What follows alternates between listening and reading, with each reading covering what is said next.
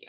So let me introduce Annalisa Derr is a mythologist and a goddess scholar, a ritual theater creatrix, a pilgrimess, a menstrual artist, and a Mary Magdalene devotee.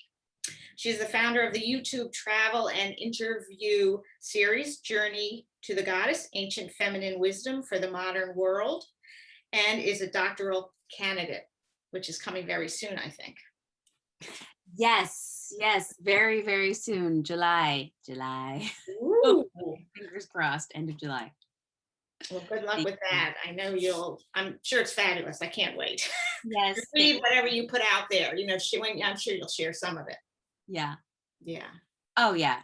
Once it's out, once it's published, then we're out the gates, and I'll be sharing widely. Cool. What are your memories of our time together? You want to talk about the actual portrait session?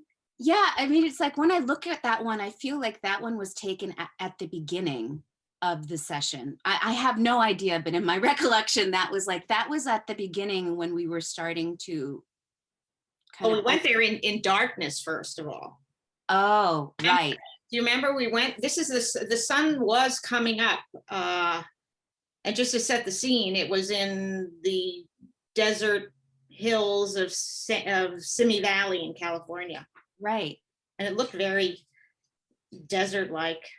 It did. And I actually really liked that choice because not only did it feel kind of topographically or geographically similar to the world that Mary Magdalene probably did inhabit, but there's also that mythological theme of the wasteland, right? And there's this land that's been barren because it's devoid of the feminine, because it's devoid of feminine principles, because the feminine or females or feminine values have been subjugated, have been minimized or lost. So it felt like there was a double healing happening. There was a healing, or maybe triple, I don't know. There might be many layers of healing, because there's the healing of the metaphorical wasteland. There's the bringing the feminine values back to the forefront, bringing healing back to the story itself, the story of Mary Magdalene. Replacing her as an important figure in Christianity. And I don't know, were you planning on talking about the menstrual blood at all? Jump in there. Okay. You brought it up.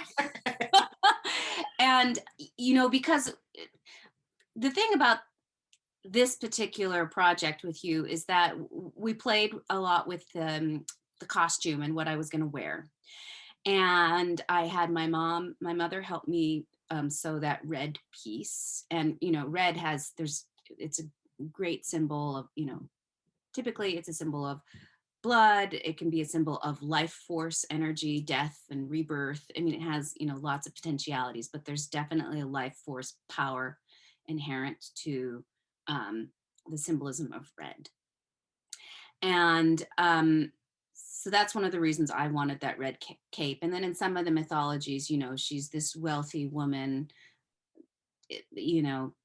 so, okay, that aside. So when I was working with creating this costume piece with you, as we got closer and closer and closer, the night before, I think I was looking through some images of these older pre-monotheistic goddesses from that region, some from the Bronze Age, some way back into the Neolithic and the Paleolithic, and many of them are nude.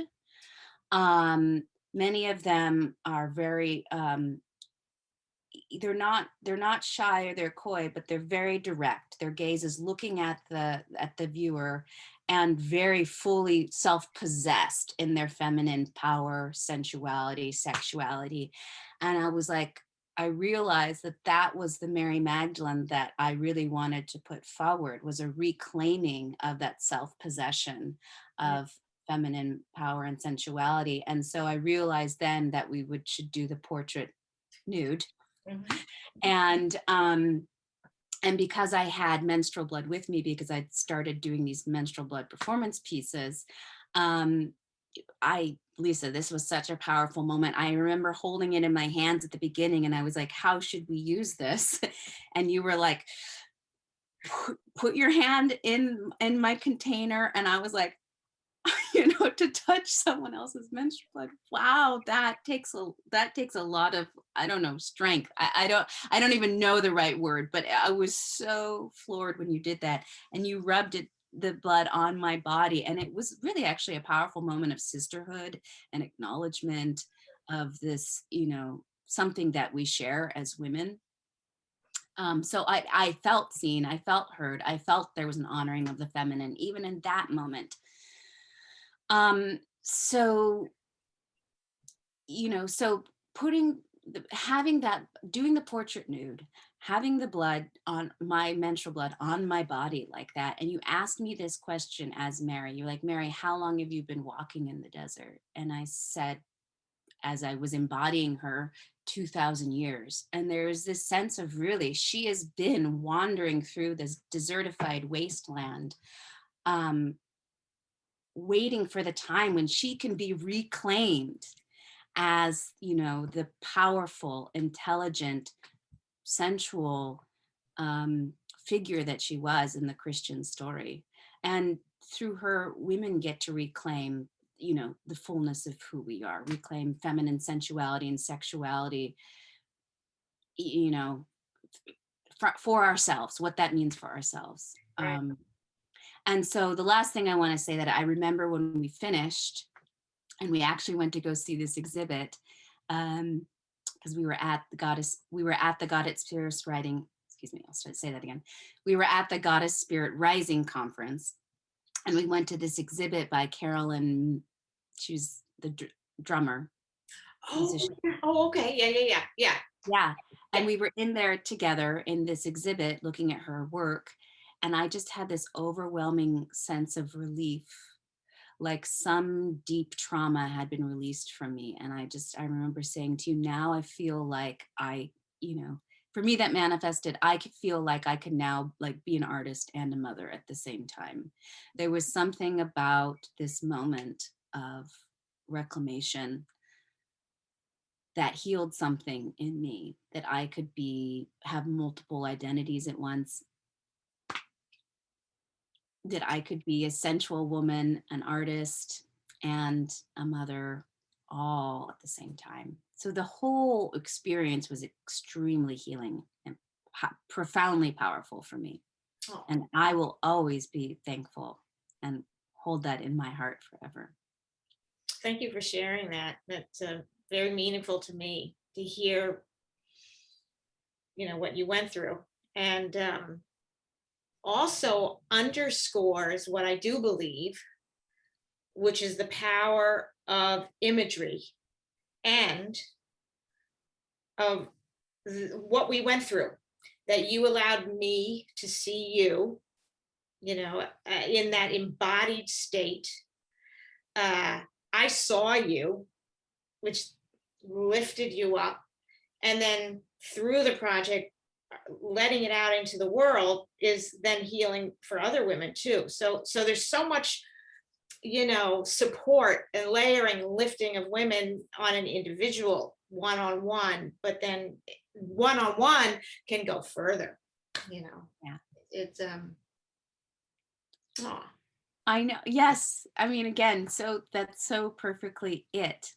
And yes, to be seen, I think that's what really the deficit for women for so long is. We haven't really had a space to see and be seen by one another and hold one another. And I know women have been like consciously creating that, at least for the last, I don't know, 50 or 60 years. But when we do that, really, when we hold that space for one another, it's profoundly life-changing.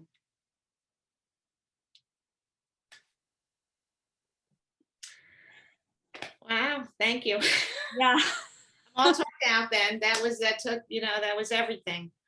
Really, that we had that chance to hear that and know how meaningful it was. Yeah. Thank you. Yeah, yes. And I'm glad to share it with you, because if I hadn't before, I'm glad this is the time to do it. So you're welcome. Thank you. So everybody else. These are why we tell these oracle stories, so that it just keeps feeding each other, reinforcing the meaning of sisterhood, of being seen, about holding each other, lifting each other, being present for one another. How it's so meaningful. And Yeah. that's my dream for this, the whole project and my life work, everything I'm doing. So thank you for being part of it. Thank you for the work that you're doing. Thank you. Yeah.